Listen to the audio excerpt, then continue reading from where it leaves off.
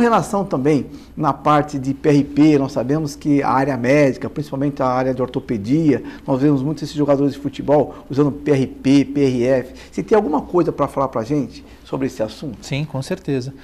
A área de enxertos ela é assim, a grande inovação realmente na área de implantes e vem crescendo cada vez mais.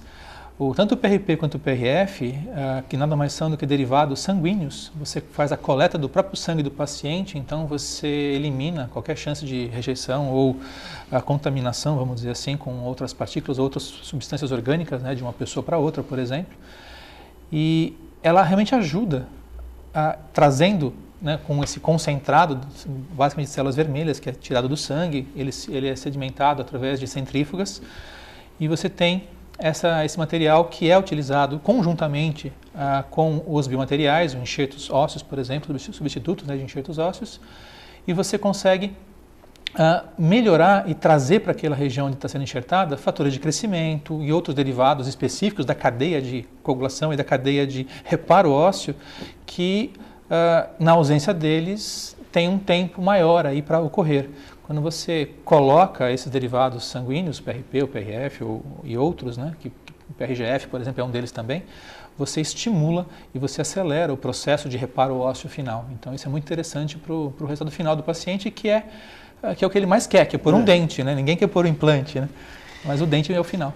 Então, o PRP, plasma rico em plaquetas, ou PRF, isso, plasma rico em fibrinas, é um concentrado do sangue. Exatamente. Que é obtido, subtraído do próprio sangue do paciente, autógeno. E pelo que você falou, vai acelerar o processo de cicatrização, tendo uma recuperação tanto na parte da ortopedia quanto na parte da implantodontia mais rápida. Sem dúvida. E é isso que é o grande avanço dentro da área médica que nós estamos trazendo também para a área de implantodontia. E isso ocorre tanto na parte óssea quanto na parte de tecidos moles também, porque osso é um dos fatores que dá o sucesso ao implante. Os tecidos moles, muitas vezes deixado em segundo plano, é tão fundamental quanto o osso e às vezes é colocado em segundo plano mesmo, né? Eles deixam para lá. Então, aquilo que nós fazíamos antigamente, que era o enxerto autógeno, onde havia uma segunda cirurgia, que é a área doadora, o enxerto autógeno, então, que é da própria pessoa, está um pouco de lado, tem algumas vantagens e desvantagens? Como é que está? Então, o autógeno existe, ele é uma realidade, sem dúvida.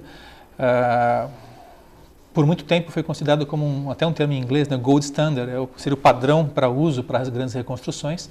Tem a sua indicação, sim, né, para alguns casos específicos e mais complexos, eu diria, com grande expectativa de reconstrução, grande volume.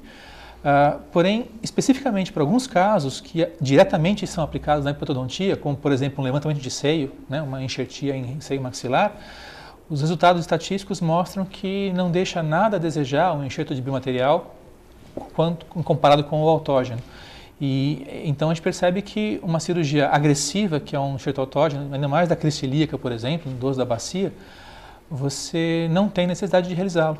Então isso é muito importante, até no dia a dia clínico e prático nosso. Até porque você, deixando de fazer essas cirurgias que você falou, da crista ilíaca, onde há necessidade de uma internação, há necessidade talvez de um cirurgião, até um anestesista, um centro cirúrgico, os custos passam a ser muito elevados. Exatamente. É lógico que quando nós fazemos o enxerto autógeno, nós fazemos o transplante de células vivas, certo? Só como você comentou, hoje os biomateriais, até os bancos de ossos, estão tão seguros que a pessoa nós cirurgiões deixamos de fazer o autógeno para algumas vezes optar pelo banco de ossos ou biomateriais. Exatamente. Há uma redução de custo e também toda a parte de trauma cirúrgico fica reduzido. Então, o avanço na tecnologia se dá justamente para isso, para que a agressão ao paciente fique menor e os custos também menor.